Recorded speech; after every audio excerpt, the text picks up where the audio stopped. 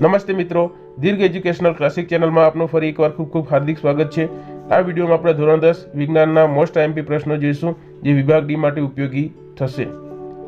તો ચાલો મિત્રો વિડીયો શરૂ કરીએ।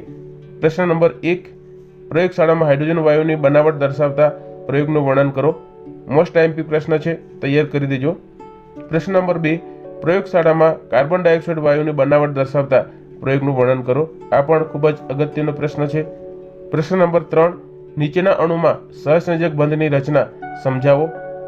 એમાં હાઇડ્રોજન અણુ, ક્લોરીન અણુ, એમોનિયા, પાણીનો અણુ વગેરે પૂછી શકાય એવા પ્રશ્નો છે। પ્રશ્ન નંબર 4, કાર્બનનો કેટેનેશનનો ગુણધર્મ સમજાવો। આ પણ ખૂબ જ મહત્વનો મોસ્ટ આઈએમપી પ્રશ્ન છે। 5મો પ્રશ્ન છે, ક્રિયાશીલ સમૂહ એટલે શું? ઉદાહરણ આપી સમજાવો। 6થો પ્રશ્ન, સમાનધર્મી શ્રેણી એટલે શું?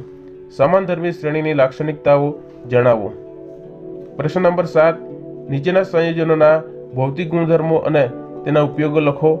એમાં ઇથેનોલ અને ઇથેનોઇક એસિડ। પ્રશ્ન નંબર 8, એસ્ટરીકરણની પ્રક્રિયા ઉદાહરણ આપી સમજાવો। આ પણ મોસ્ટ આઈએમપી પ્રશ્ન છે।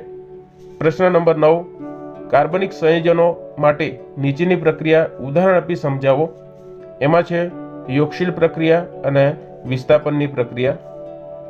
પ્રશ્ન નંબર 10, મિશેલની રચનાની ક્રિયાવિધિ સમજાવો। મોસ્ટ આઈએમપી પ્રશ્ન છે।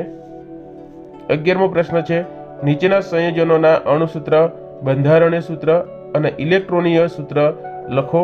એમાં આલ્કેન શ્રેણીમાંથી પૂછી શકે, આલ્કીનમાંથી પણ પૂછી શકે, આલ્કાઇનમાંથી પણ પૂછે અને સાથે સાથે સાયક્લોપ્રોપેન, સાયક્લોપેન્ટેન, સાયક્લોહેક્ઝેન, બેન્ઝીન વગેરે પણ પૂછાઈ શકે।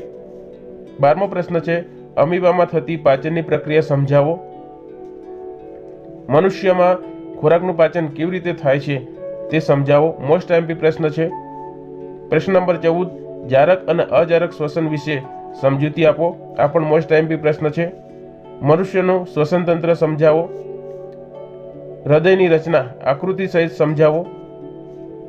17મો પ્રશ્ન, મનુષ્યના હૃદયમાં રુધિરનું પરિવહન સમજાવો।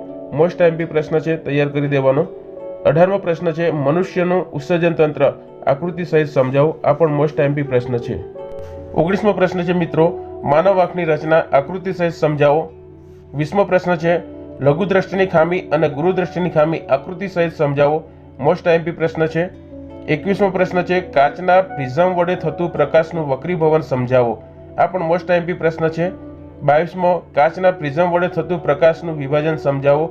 આ પણ ખૂબ જ મહત્વનો છે। 23મો પ્રશ્ન છે, ઘરેલું વિદ્યુત પરિપથ આકૃતિ સહિત સમજાવો। આ પણ મોસ્ટ આઈએમપી પ્રશ્ન છે।